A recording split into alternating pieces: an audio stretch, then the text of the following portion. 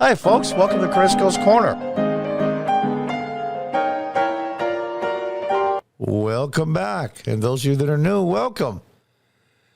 Let's look at this. This is serious. MSNBC hosts pundits panic on Twitter over polls.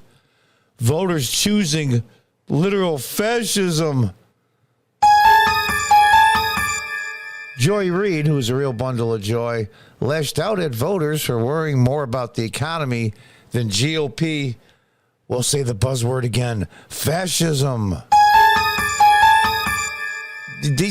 These people have finally lost it. I mean, they were nuts before, and they see the walls are coming, and not just ideology-wise in Washington with the midterms coming. They're going to get trounced badly. The fact of the matter is, that sweet gig they've been getting on these pundits and these mainstream media talking heads, and slowly, their viewership is getting lower and lower and lower, and they're seeing what's happening over to CNN.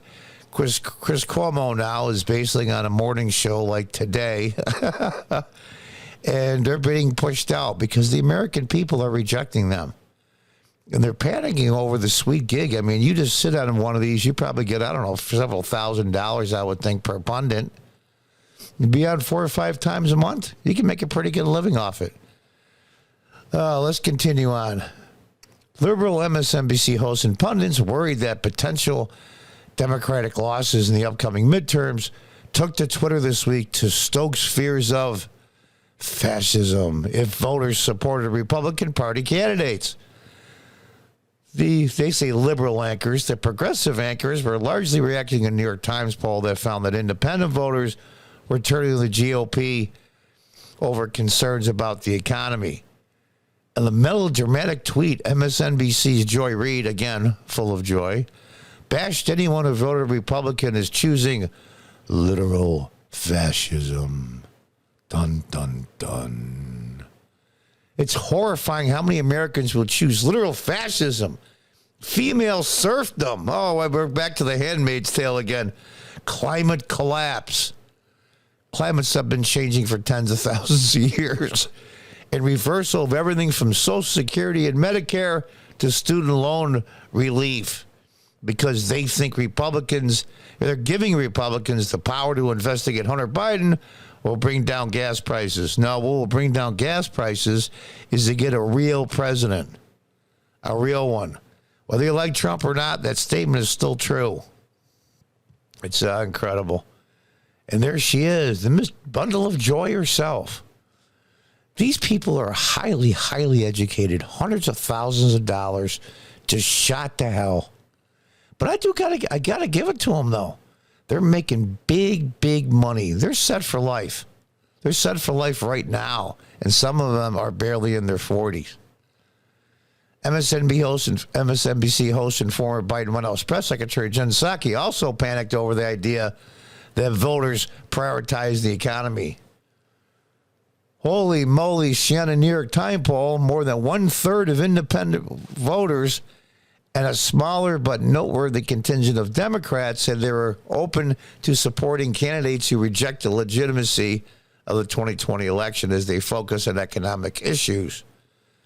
Yeah, if you can't eat, you can't put gas in your car to go to work, you can't pay for your children's food, you can't pay for your kids' clothing, you can't pay your rent, you can't pay your mortgage, you can't do anything. You barely survive. You're robbing from Peter to pay Paul, and you're cleaning out your savings, your rainy day savings that you are good enough and smart enough to stash away, and now that's gone. Over $35,000, my understanding, is the average 401k is taking a hit, down almost 25%. But they're surprised that you're not looking out for, wait for it, fascism. Dun, dun, dun. Look at this. I used to call her Peppermint Patty when she was press secretary, but some people noticed that they like Peppermint Patty, and she's a Charlie Brown. She's an icon in American culture, so I should stop calling her that. Professor Melissa Murray, often seen giving her legal takes on MSNBC, also expressed alarm. Y'all, economic downturns are cyclical. Fascism is forever. Uh-oh. Oh, look at this. This is amazing. This is amazing. They're losing their... On Morning Joe, political analyst Anand saw the election as between pro-democracy and, here we go, pro-fascism. They're all reading off the same script. Let's listen to this. This is genius. Dangerous and serious. Yeah. I don't think it's, if you look at these polls, you're just asking people on the street. It is a dead heat between democracy and fascism. And so I set out into Persuaders to ask why. I got tired of despairing watching this show and all the excellent coverage of this descent towards fascism and authoritarianism. And why is this happening? And why are we relegated to despairing about it? And I got tired of my own despair and decided. I got tired of my own despair. Well, you know what, clown? I'm tired of your despair, too. It's not fascism. People are rejecting drag queen shows for children. People are rejecting CRT and LGBT issues in children's classrooms, elementary school. People are rejecting all of it.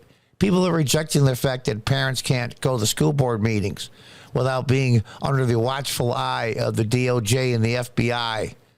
People are sick of it. People are sick of the fact that they got to go between paying rent that month or your mortgage or putting gas in their car to go to work.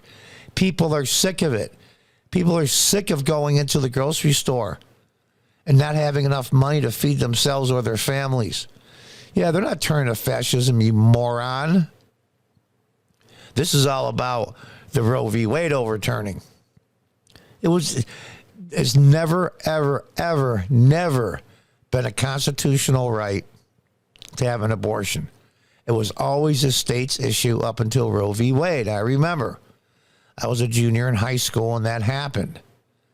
Even Ruth Bader Ginsburg said it's bad law. So now with forced pregnancies, it's ridiculous. I mean, look at these gas prices here.